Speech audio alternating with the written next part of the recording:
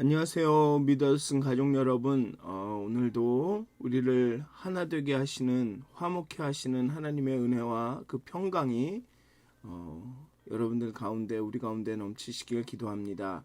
우리 사도신경하심으로 9월 29일 금요일 새벽 예배를 시작하도록 하겠습니다.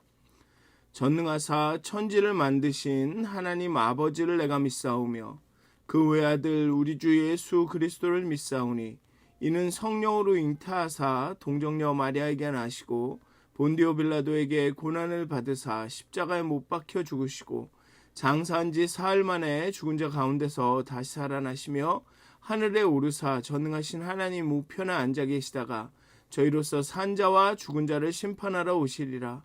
성령을 믿사오며 거룩한 공회와 성도가 서로 교통하는 것과 죄를 사하여 주시는 것과 몸이 다시 사는 것과 영원히 사는 것을 믿사옵나이다. 아멘. 찬송가 28장 함께 찬양하시겠습니다. 복의 근원 강림하사 함께 찬양하시겠습니다. 찬송가 28장입니다.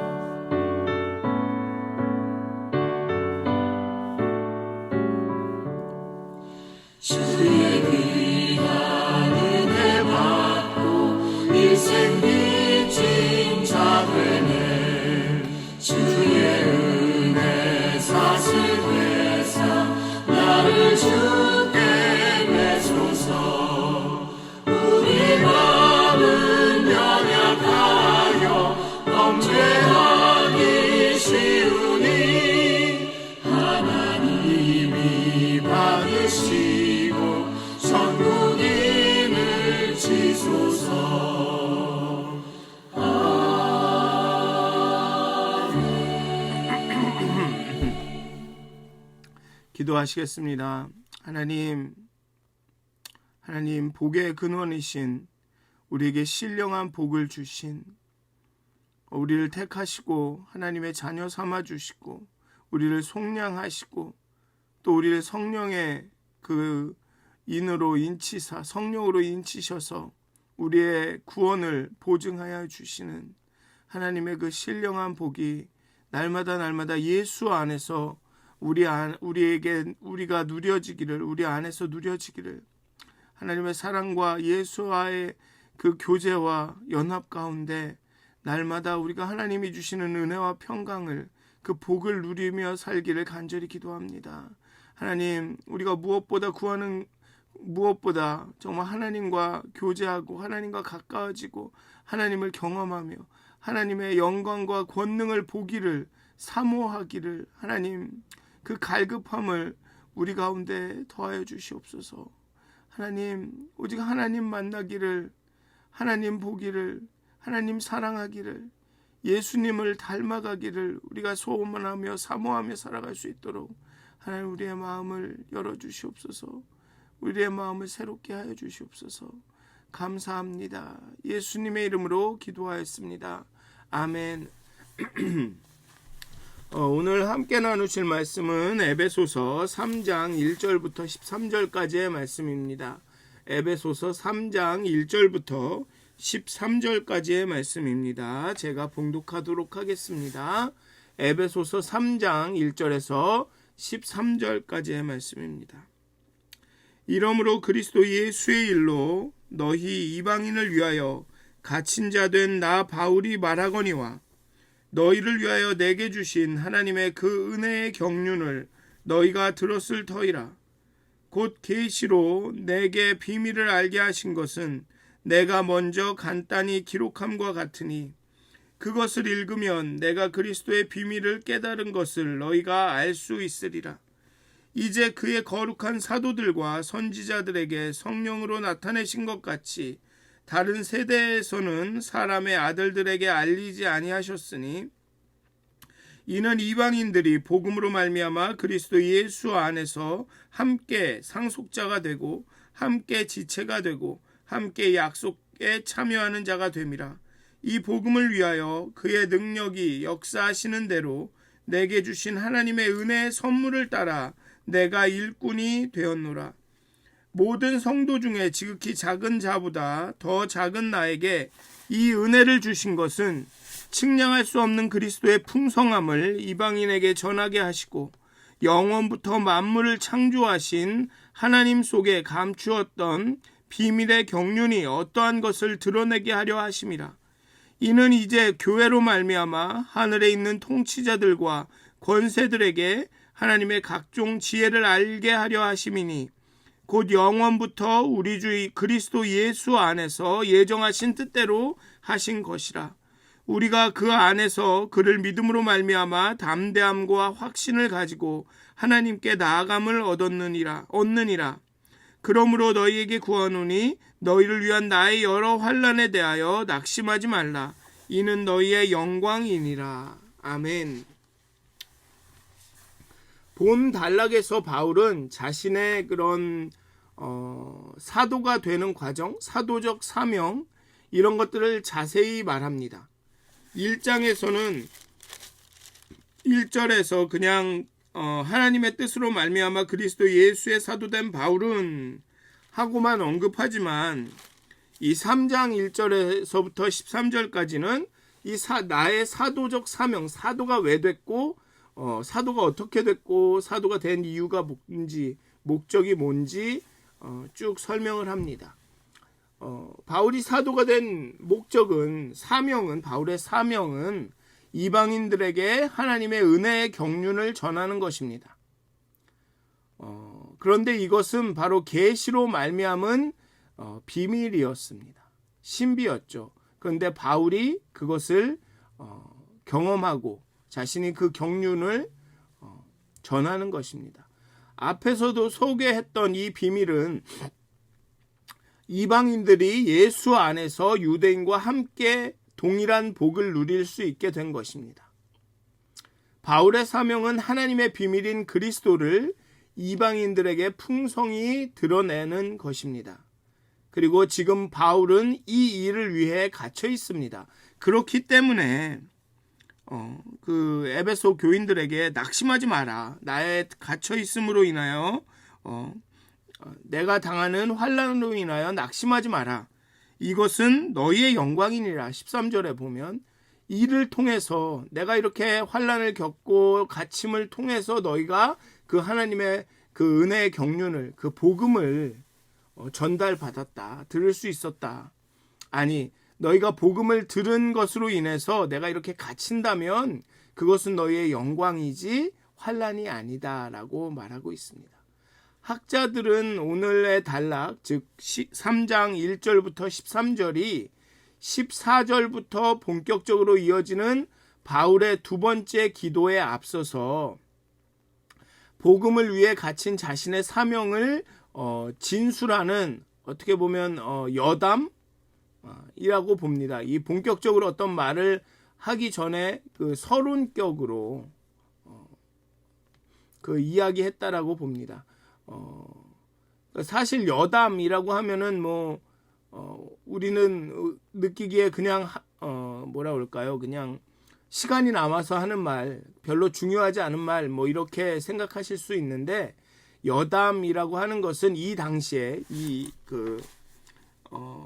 글이 에베소서가 쓰여지던 그 당시에 어떤 그 글쓰기 방법에 그런 보면 여담은 자신의 주장의 정당성을 확보하고 청중의 동의를 이끌어내는 글쓰기의 하나의 방법 장치입니다.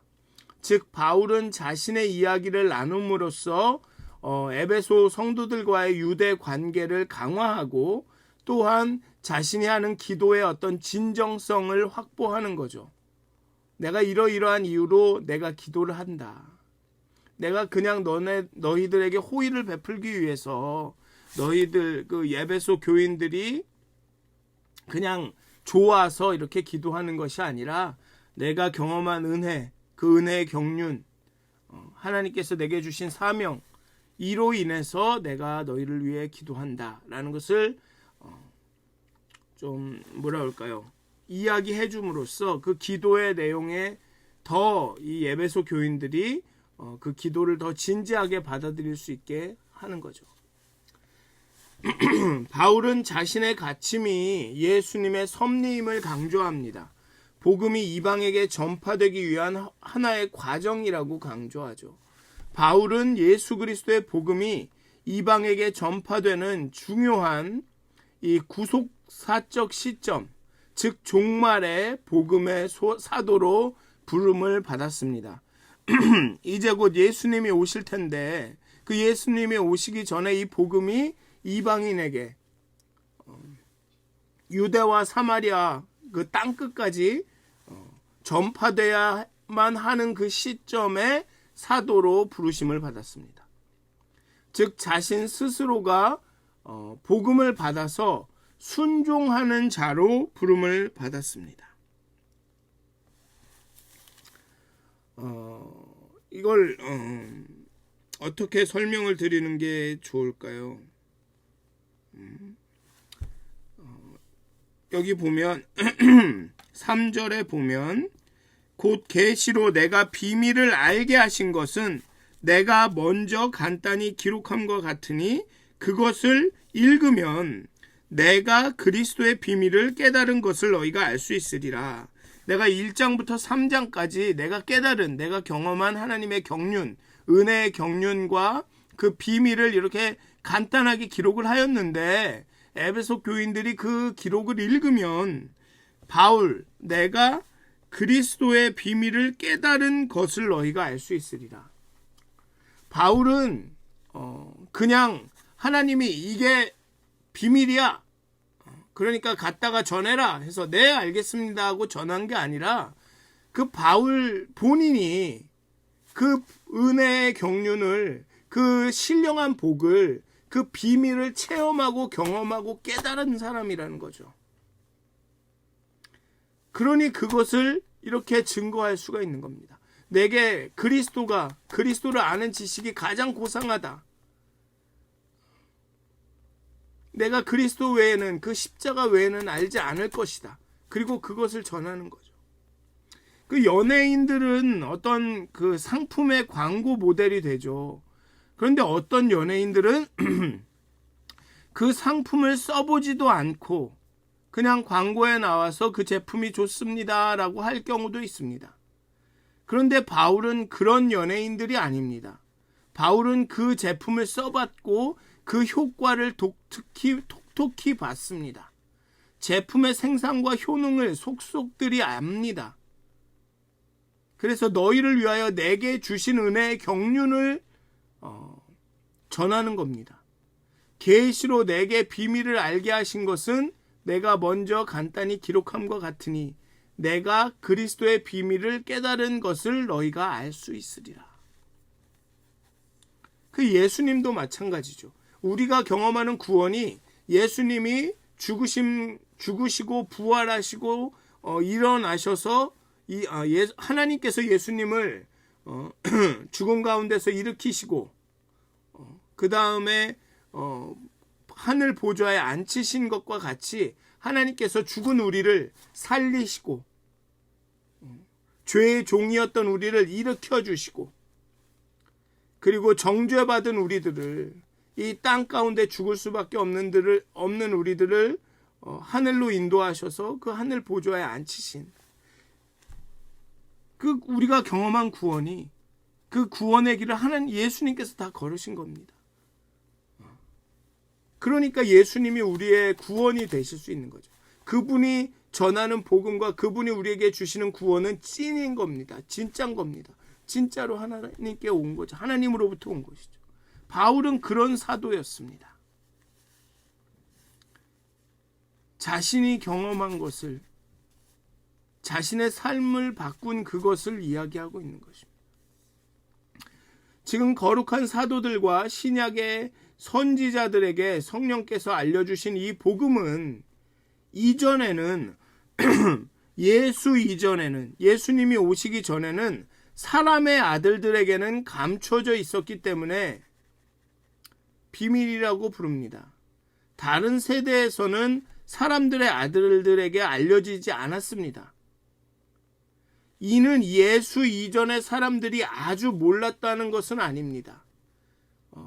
그 비밀이라고 해서 아주 몰랐던 것은 아니고 제가 신비에 가깝다라고 말씀드린 적이 있는데 예수를 통해서 그 복음이 그 은혜가 완전하게 드러나기 전에는 완전하게 계시되기 전에는 그 전에는 완전하게 깨닫지 못했다는 거죠. 유대인들조차도 율법을 가졌고 하나님의 뜻을 약속을 가졌지만 그들조차도 완전하게 깨닫지 못했습니다. 그러니 사람의 아들들에게는 완전한 비밀이었죠. 사람의 아들들은 뭐 조금도 몰랐다라는 거죠. 그 이전에는 여기 보면은 어디인가요? 잠시만요. 오케이.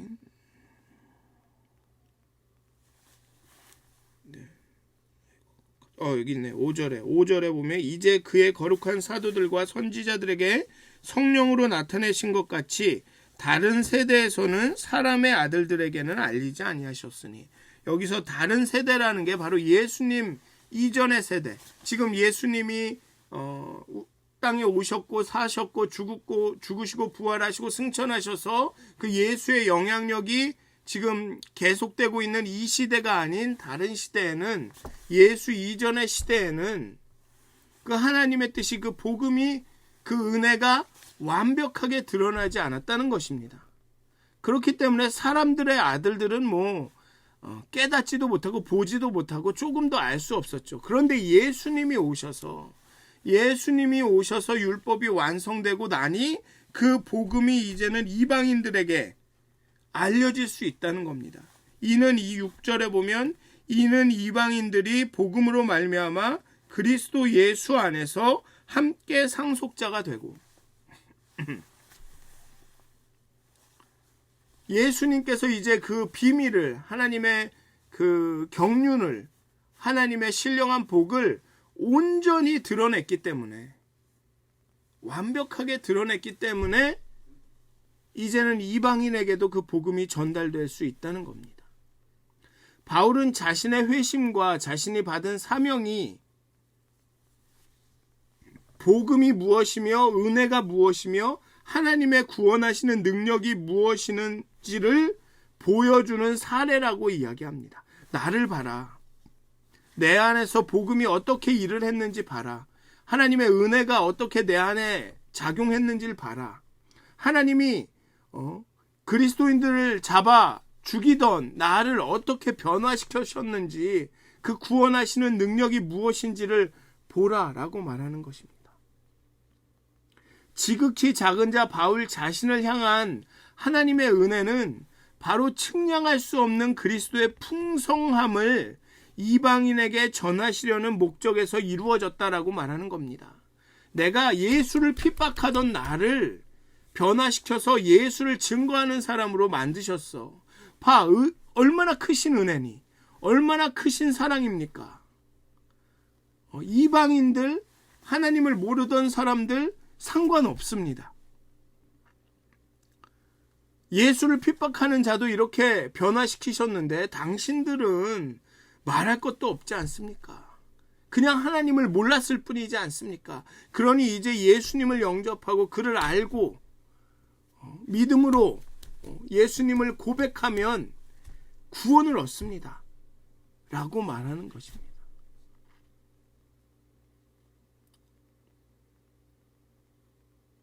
그리고 이방인들이 이렇게 복음을 받아들이고 이방인들에게 그리스도의 그 풍성함이, 은혜의 풍성함이 전파되게 되면 하늘과 땅이 하나가 되는 영원한 구원 계획이 이루어질 것이라는 겁니다. 그게 자신의 사명이라는 거죠. 이방인들이 예수 안에서 유대인들과 함께 동일한 상속의 복을 누리는 것, 약속의 백성이 되는 것, 새 사람이 되는 것, 유대인들과 이방인이 함께 새 사람이 되는 것, 그것이 바울이 받은 하나님의 사명이라는 겁니다. 그렇기 때문에 자신이 그 은혜를 누렸다는 거죠. 하나님께서 그렇기 때문에 자신을 택하시고 자신을 속량하셨다라고 이야기하는 겁니다. 구원의 비밀의 핵심은 이방인들도 이제는 전격적으로, 전 세계적으로 구약과는 비교도 안 될 만큼 큰 규모로 유대인과 함께 하나님 나라의 상속자가 되고 함께 지체가 되고 함께 약속에 참여하는 자가 되는 것입니다. 그게 구원의 비밀의 핵심이죠. 더는 이방인과 유대인의 구분이 없어졌고 먼저 유대인처럼 돼야 하는 시대도 지나갔습니다. 지금은 새 시대입니다. 이방인과 유대인이 모두 그리스도 안에서 새로운 존재로 창조되어 새 이스라엘에 참여하도록 초청받은 시대가 되었습니다. 그리고 그것이 종말이죠. 비밀은 바로 이 종말이 예수 안에서 이제 시작되었다는 것입니다. 요한계시록에서 요한이 보았던 것처럼 예수가 이 땅에 오심으로 그 종말의 때가 시작이 되었죠. 그리고 그 종말의 때가 이제 멀지 않은 내일에, 현재와 가까운 내일에 성취될 것입니다. 그게 초대교회, 초기교회 사람들이 보던 세계관이었습니다. 이제 종말이 곧 올 것이다. 우리도 이런 종말론적인 그 관점을 가져야 하죠. 종말론을 가져야 된다는 얘기가 아니라 종말론적인 언제 죽음이 내게 올지 모른다. 그러니 오늘을 최선을 다해 살자. 이런 종말론적인 세계관을 가져야 합니다. 어쨌든 이 종말의 때를 위해 바울이 일꾼이 되었습니다. 그의 능력이 역사하시는 대로 내게 주신 하나님의 은혜의 선물을 따라 라고 이야기하죠. 7절에 그렇게 나옵니다. 이 복음을 위하여 그의 능력이 역사하는 대로 내게 주신 하나님의 은혜의 선물을 따라 내가 일꾼이 되었다. 고 얘기하죠. 바울은 그냥 외판원이 아닙니다. 그냥 보찜지고 이 집 저 집 돌아다니는 장사꾼이 아닙니다. 은혜의 선물을 경험한 자입니다. 은혜의 사용자입니다. 그렇기 때문에 나는 1등 외판원이다. 제일 물건을 많이 판 외판원이다. 라는 자부심보다는 모든 성도 중에 지극히 작은 자보다 더 작은 나에게 이 은혜를 주신 것은 이라고 겸손하게 고백을 합니다. 단순한 말의 고백이 아닙니다. 단순히 예수님 이렇게 믿고 그리스도인들은 겸손해야 돼. 그러니까 이렇게 남들이 보게 겸손하게 행동하자. 이런 정도로 나온 겸손함이 아닙니다. 자신이 예수를 핍박하던 자라는 그 의식을 알고 있습니다. 그러니까 자신이 누구였는지를 너무나도 분명하게 알고 있죠. 예수님이 나타나셔도 자신을 죽였어도 할 말이 없었던 사람입니다. 그런데 그런 자가 자비를 얻고 더 나아가 은혜를 얻어 사도가 되었습니다. 그러니 겸손할 수밖에 없죠. 흔히 굉장히 많이 아프셨던 사람들, 죽음의 위기를 겪은 사람들이 그렇게 말씀하시죠. 나는 세컨드 라이프를 사는 거다. 그러니 나는 이렇게 말씀하시잖아요. 이 바울도 마찬가지입니다. 난 세컨드 라이프를 사는 거다. 그러니 나의 모든 삶이 예수님께 달려있다. 내가 잘하고 잘났고 이런 얘기할 필요가 없다. 이렇게 되는 겁니다. 그게 겸손이죠. 예수님을 섬기고 순종했던 다른 성도들보다 작은 자일 수밖에 없습니다. 다른 성도들은 예수님을 핍박한 적이 없지 않습니까? 다른 성도들은 그리스도인들을 죽인 일이 없지 않습니까? 스데반을 돌로 쳐 죽이지 않았지 않습니까? 그런데 자기가 했습니다. 바울 자신은 예수님을 핍박했고 스데반을 돌로 쳐 죽이는 그 자리에 있었고, 그리스도인들을 잡으러 팔레스틴 지역 전역을 누리던 사람입니다. 그러니 기존의 다른 성도들보다 작은 자일 수밖에 없죠. 바울은 하나님과 가장 멀리 있었습니다. 예수님과 가장 멀리 있었습니다. 하나님의 거의 반대에 있었습니다. 그런데 그 사이의 공간을 예수 그리스도가 채운 겁니다. 그리스도가 거기를 충만하게 하신 겁니다. 그러니 이 복음의 사도가 되지 않을 수가 없죠. 바울이 전하는 복음은 그냥 바울이 똑똑해서 머리가 좋아서 전하는 복음이 아닙니다.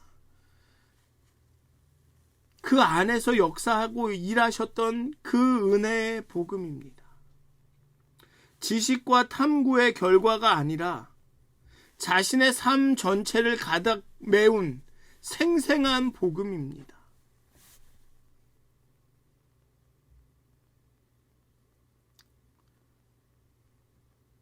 목사님들이, 사역자들이 그렇습니다. 그들이 힘들고 어렵고 고난과 아픔을 겪어도 이 목회직을 떠날 수 없는 이유가 거기에 있습니다. 경험을 했기 때문에, 그 하나님의 큰 은혜를, 그 사랑을 경험을 했기 때문에, 그 못되고 악하고 독한 나를 변화시키는 그 하나님의 사랑을 경험을 했기 때문에, 그 교만해서 모든 사람을 막 무시하고 겉으로는 겸손한 척하지만 속으로는 교만했던 교만 진리교 교주이었던 그런 사람들을 택하셔서 사용하시기 때문에, 그러니 힘들고 어렵고 못 먹고 못 살아도 그렇게 예수를 믿어야 한다, 하나님께 돌아가야 된다, 그렇게 말하는 것입니다. 복음은, 은혜는 지식과 탐구의 결과로서 얻어진 것이 아닙니다. 우리의 삶을 가득 메우는 그 생생한 복음입니다. 하나님과 멀었던, 먼 거리에 있었던 우리의 그 간극을, 그 사이의 공간을 메운 그리스도의 사랑이고 은혜입니다. 그게 복음입니다.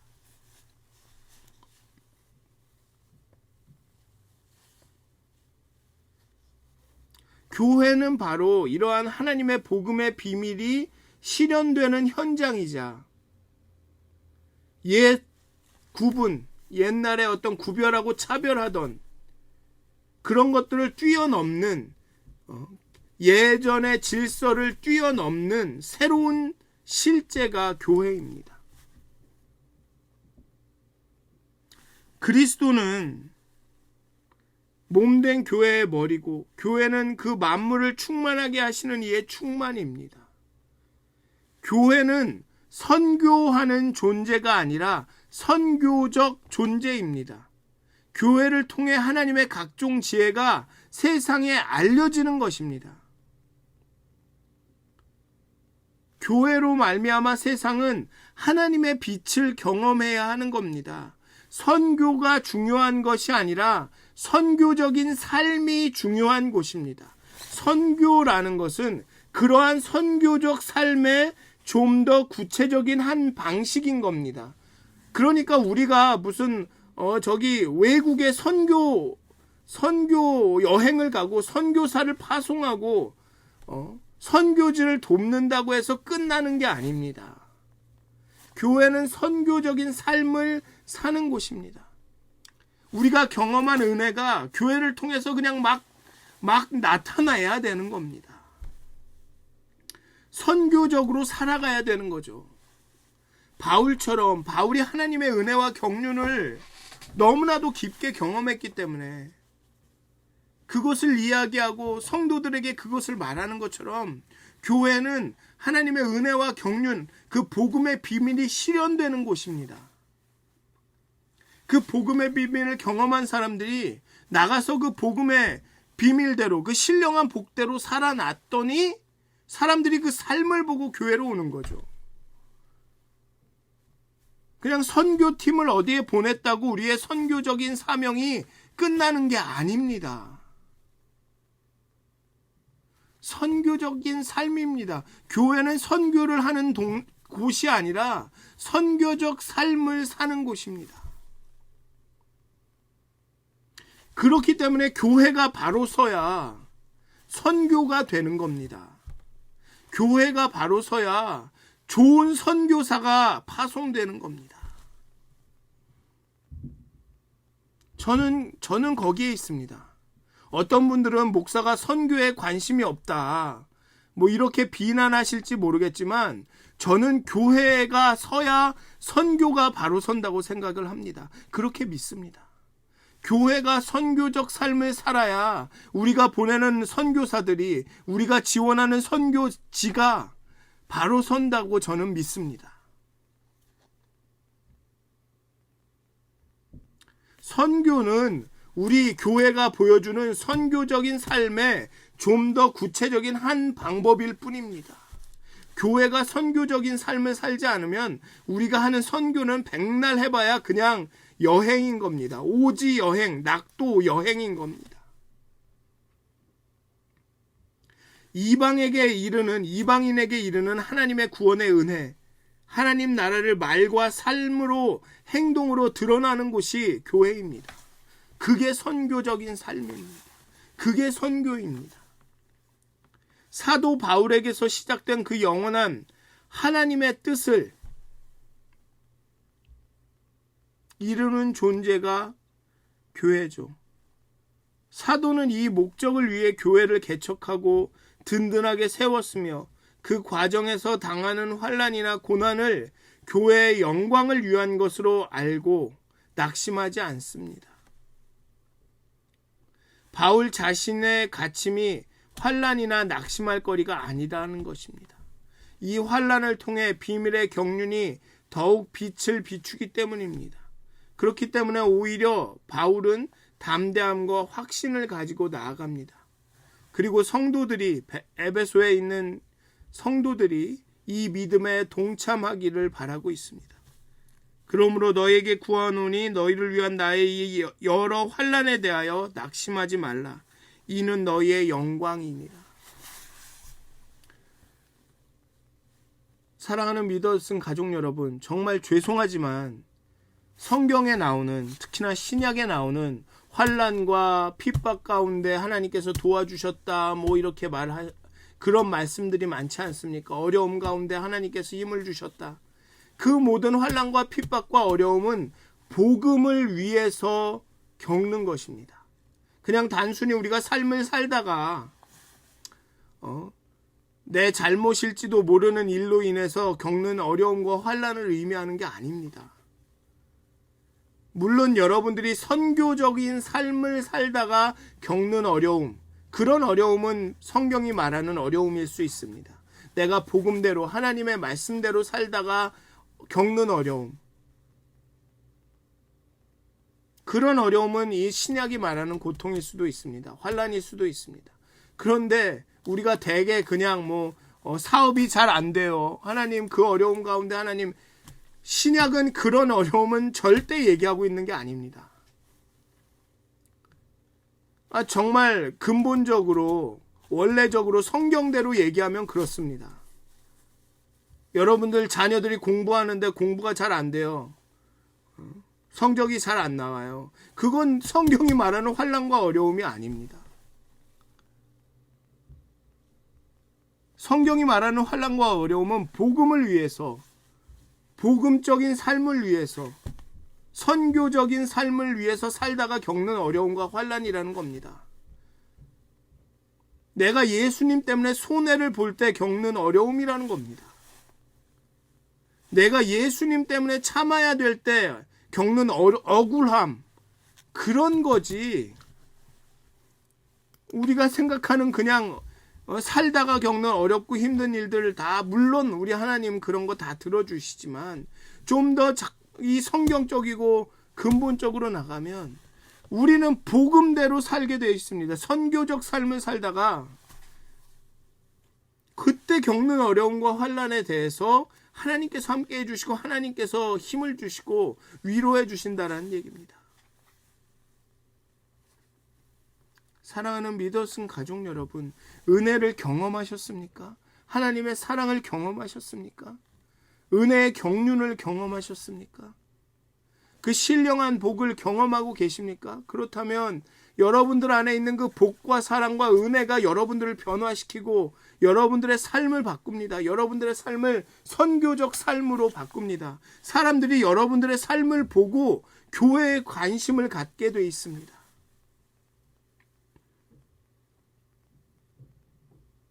사랑하는 믿었은 가족 여러분, 우리 교회가 정말 그런 선교적 삶을 사는, 은혜와 하나님의 은혜의 경륜을 누리고 사는 사람들, 하나님의 은혜와 사랑이 그 안에 역사하셔서 하나님의 은혜와 사랑으로 인해서 살아가는 그런 분들이 가득 넘치는 그런 교회가 되기를, 살아있는 교회, 박물관 교회가 아니라 성령이 살아 움직이는, 성령에 불타는 그런 교회가 되기를 정말 간절히 기도합니다. 기도하시겠습니다. 하나님, 바울은 자신이 그 은혜를 경험했기 때문에, 그 신령한 복을 누렸기 때문에 너무나도 담대하게 전하면서 겸손합니다. 나 같은 죄인을, 나 같은 그 악독한 사람을 구원하시고 변화시킨 그 하나님의 사랑이 저들을 변화시키기를, 저들도 알게 되기를, 그 사랑과 은혜의 깊음을, 높음을, 넓이를 알게 되기를 그렇게 간절히 기도하고 구하고 그렇게 열심히 전파합니다. 하나님, 우리가 하나님의 은혜와 경륜을 경험했다고 하면서 얼마나 우리의 삶이 하나님의 은혜를 누리는 삶이 아니었습니까? 얼마나 우리의 삶은 하나님의 그 은혜와 경륜과 반대된 삶입니까?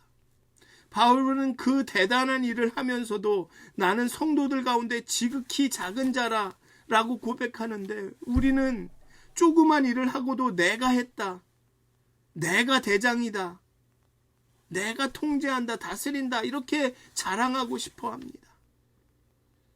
하나님, 우리가 참으로 그 하나님의 은혜의 경륜을 경험한 자로, 하나님을 사랑한다 말하는 자로, 하나님께서 날 사랑하신다라고 고백한 자로, 그 구원을 경험한 사람으로 살아가기 원합니다.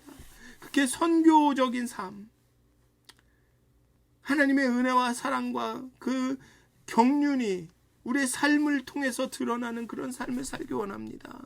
하나님, 우리를 변화시켜 주시옵소서. 우리 안에 있는 온갖 그 혼잣물들, 자아의 아우성들, 그 교만함들 다 하나님께서 제하여 주시고 오직 하나님의 은혜와 사랑으로 우리를 채워주셔서 우리의 교회가, 우리의 삶이 정말 하나님의 은혜의 경륜이 드러나는 그런 삶이 교회가 될 수 있도록, 선교만 하는 교회가 아니라 선교적 삶을 살아가는 그런 교회가 될 수 있도록 하나님의 은혜를 더하여 주시옵소서. 하나님의 사랑을 더하여 주시옵소서. 감사합니다. 예수님의 이름으로 기도하였습니다. 아멘. 하늘에 계신 우리 아버지여, 이름이 거룩히 여김을 받으시오며 나라가 임하옵시며 뜻이 하늘에서 이루어진 것 같이 땅에서도 이루어지이다. 오늘 우리에게 일용할 양식을 주옵시고 우리가 우리에게 죄 지은 자를 사하여 준 것 같이 우리의 죄를 사하여 주옵시고 우리를 시험에 들게 하지 마옵시고 다만 악에서 구하옵소서. 나라와 권세와 영광이 아버지께 영원히 쌓옵나이다. 아멘.